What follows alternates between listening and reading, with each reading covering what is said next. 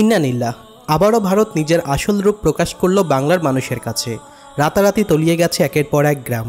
লালমনিরহাট থেকে কুড়িগ্রাম, রংপুর থেকে গাইবান্ধা পর্যন্ত চারদিকে এখন একই দৃশ্য। ভাসছে ঘরবাড়ি, ডুবে গেছে রাস্তাঘাট, গবাদি পশু আর ফসলের ক্ষেত।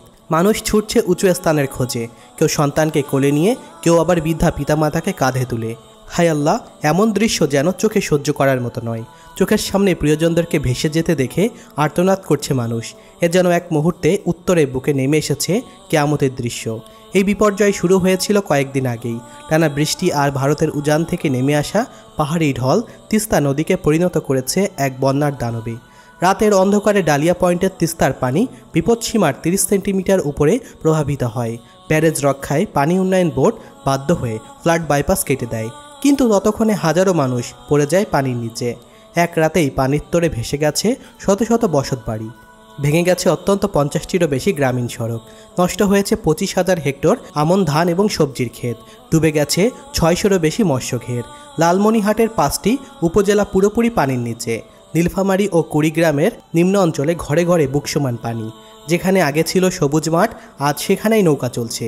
স্থানীয়রা বলছে গত 4 বছরে এমন বন্যা দেখেনি তারা। এবার সব কিছুই ভেসে গেল। আদিতমারি এবং হাতিবান্ধা এলাকায় বন্যা নিয়ন্ত্রণ বাঁধে দেখা দিয়েছে ভয়াবহ ফাটল। যে কোনো মুহূর্তে বাঁধ ভেঙে গেলে হাজারো মানুষের জীবন ঝুঁকিতে পড়বে। মানুষ নিজের হাতে বালুর বস্তা ফেলে বাঁধ রক্ষা করছে।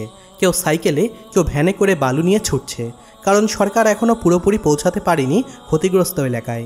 নিঃস্ব হয়ে যাওয়া পরিবারগুলো এখন ঘর ছাড়া। কেউ স্কুলে আশ্রয় নিয়েছে, কেউ মসজিদের বারান্দায়, আর কেউ খোলা আকাশের নিচে বাচ্চাদেরকে কোলে নিয়ে রাত কাটাচ্ছে। ঘরে ঘরে পানি, উঠানে পানি, রান্নাঘরে পানি, কিন্তু পান করার মতো পরিষ্কার পানি নেই। মহিলারা পড়েছেন মারাত্মক কষ্টে। টয়লেট ও টিউবওয়েল সবই ডুবে গেছে। শিশুদের মধ্যে ছড়িয়ে পড়েছে পেটের অসুখ ও চর্মরোগ। এমন দৃশ্য দেখে অনেকেই কান্নায় ভেঙে পড়েছেন। এ যেন এক মানবিক বিপর্যয়।